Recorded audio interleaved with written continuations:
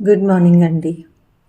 బాగున్నారా? మీరెప్పుడూ బాగుండాలని మనస్ఫూర్తిగా కోరుకుంటూ నేను ఫీల్ అయ్యే ఒక మాటని ఈరోజు మీకు చెప్పాలనుకుంటున్నాను. ఎందుకంటే మీరు ఆనందంగా ఉండడమే నాకు కావాలి.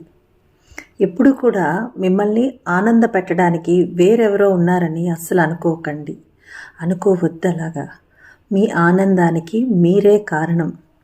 మీరు చాలా టైంని మీకు కావలసిన వాళ్ళ కోసం అని చెప్పి ఇస్తారు.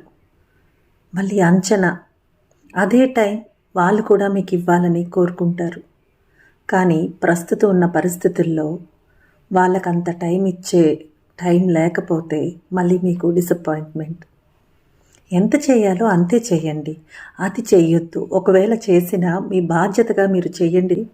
మీరు చేయాల్సిన పని మీరు చేయడమే తప్ప ఎటువంటి అంచనాలు పెట్టుకోకండి. బాధపడకండి దేనికి కూడా.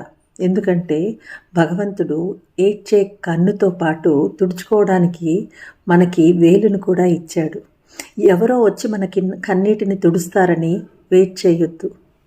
మీ కన్నీటిని మీరే తుడుచుకోండి. మీ బాధను మీరే తీర్చుకోండి. మీ ఆనందాన్ని మీరే పొందండి, తెచ్చుకోండి. వేరెవ్వరో రారు. ఎవరి ఆనందానికి వాళ్ళే కారణం కావాలి తప్ప మీ ఆనందానికి వేరే వాళ్ళు వచ్చి మీకేదో ఓదార్పునిస్తారని అస్సలు ఆశించొద్దు, ఎదురు చూడొద్దు. ఓదార్చే వారి కోసం ఎదురు చూడడం అనేది అంత డిసప్పాయింట్మెంట్ ఇంకోటి ఉండదు. ఈ రోజుల్లో ఎవరి కోసం వాళ్ళే ఉన్నారు. మీరు చెయ్యాల్సింది ఉంటే మీ బాధ్యతగా చెయ్యండి తప్ప అంచనాలు పెట్టుకోకండి. మీరు ఆనందంగా ఉండండి. మీ అల్టిమేట్ గోల్ అదే కావాలి. మీ ఆనందమే మీకు ముఖ్యం. అంతే. అర్థమవుతుందా?